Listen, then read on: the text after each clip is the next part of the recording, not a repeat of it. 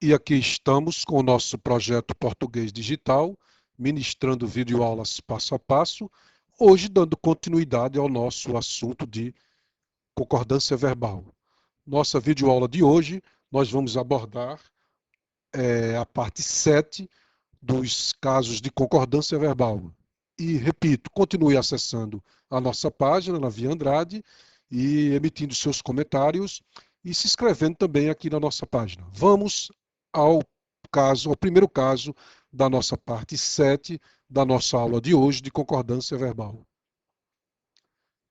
É o caso 17º. Sujeito composto formado por núcleos de pessoas gramaticais diferentes.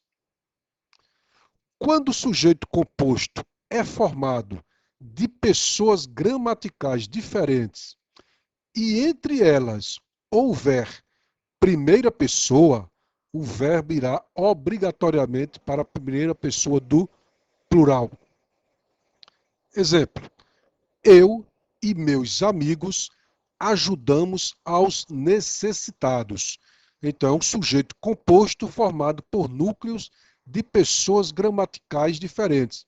Quem são as pessoas gramaticais? Quem são os núcleos? Eu e meus amigos.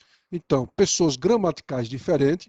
Aqui está eu, meus amigos. O outro núcleo de pessoa é uma pessoa gramatical diferente do eu. Então, coloca o verbo obrigatoriamente na primeira pessoa do plural. Eu e meus amigos ajudamos aos necessitados. Isso aqui é facilmente de nós percebermos, né, a correta colocação do verbo na terceira pessoa do plural. Eu e meus amigos são quem? Somos nós. Então, eu e meus amigos, você pode substituir aqui por nós e dar nós ajudamos aos necessitados. Está aqui destacando o núcleo de primeira pessoa eu e o verbo na primeira pessoa do plural ajudamos. No caso do sujeito composto ser formado de segunda e terceira pessoa, o verbo poderá ir para a segunda ou para a terceira pessoa do plural. Observe a diferença. Quando é formado por núcleos de pessoas gramaticais diferentes e entre elas houver primeira pessoa, o verbo vai obrigatoriamente para a primeira pessoa do plural. Como aqui houve primeira pessoa, eu, e neste caso aqui, no caso do sujeito composto ser formado de segunda e terceira pessoas, o verbo irá para a segunda ou para a terceira pessoa do plural. Ao você se deparar com uma determinada frase, numa determinada questão, observe esse detalhe. Se tem núcleo de primeira pessoa ou núcleos de segunda e terceira pessoas. Vamos ao exemplo. Tu e ele deveis ou devem estar preparados para tudo. Aqui está. Os núcleos de segunda e terceira pessoa. Segunda pessoa do plural, dos pronomes do caso reto, tu. E terceira pessoa, ele. Eu, tu, ele. São núcleos de segunda e terceira pessoa. E o que diz a regra? O verbo poderá ir para a segunda ou para a terceira pessoa do plural. Aqui estão as duas opções. O verbo na segunda pessoa do plural ou na terceira pessoa do plural. Tu e ele devem estar preparados para tudo. Tu e ele deveis estar preparado para tudo. Então, o verbo concordando com tu e com ele. Ambas as concordâncias estão corretas. Outro exemplo. Tu e teu colega chegastes ou chegaram cedo. Aqui está. Núcleos de segunda e terceira pessoa. Tu e teu colega. Não é? Chegaste. Tu chegastes cedo. Tu e teu colega chegaram cedo. Verbos na segunda ou terceira pessoa do plural, fazendo a concordância verbal correta. Sujeito composto, pós-posto ao verbo e anteposto ao verbo. Vamos analisar esses dois casos. Aqui está. O sujeito composto pós-posto ao verbo, o verbo concorda com o núcleo mais próximo ou com todos. Exemplo, ao local do crime chegou ou chegaram o perito e o delegado. Sujeito composto, pós-posto ao verbo. Quem é o sujeito do composto? Quem chegou ao local do crime? O perito e o delegado. Sujeito composto. E, neste caso, o verbo concorda com o núcleo mais próximo ou com todos. Ao local do crime chegou o perito e o delegado, verbo, neste caso, concordando com o núcleo mais próximo, o perito, ou com todos. Ao local do crime chegaram o perito e o delegado. Faltou ou faltaram coragem e competência aos perdedores. Coragem e competência são os núcleos do sujeito composto.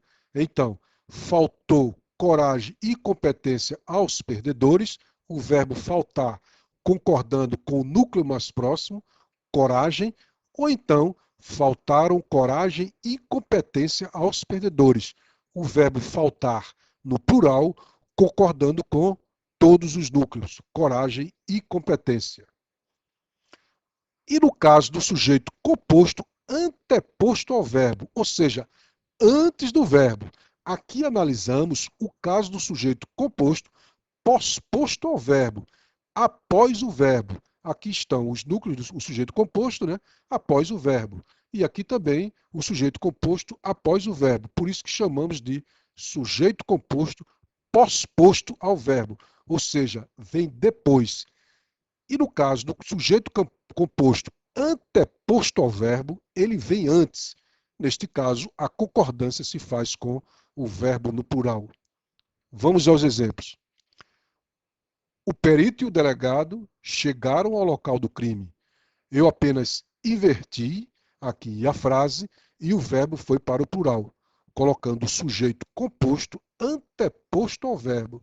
O perito e o delegado chegaram ao local do crime.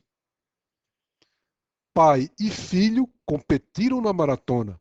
Pai e filho, sujeito composto. Verbo no plural, o verbo competir na terceira pessoa do plural. Eu competi, tu competistes, ele competiu. Eles competiram. Pai e filho, eles. Por este motivo, como o sujeito composto está anteposto ao verbo, o verbo fica no plural. Observação. Há casos, porém, que o sujeito composto, mesmo anteposto ao verbo, é admissível a concordância com o verbo no singular. Vejamos estes casos a seguir. Continua a dizer: atentem bem para estas exceções, estas observações, porque é aí onde se exploram as questões dos nossos concursos públicos. Vamos ver a seguir. Aqui está. Os casos em que o sujeito composto, mesmo anteposto ao verbo, admite a concordância no verbo no singular. Porque, na regra geral, nós vimos que o verbo ia para o plural. Mas existem casos em que o sujeito composto, anteposto ao verbo, admite a concordância com o verbo no singular. Admite.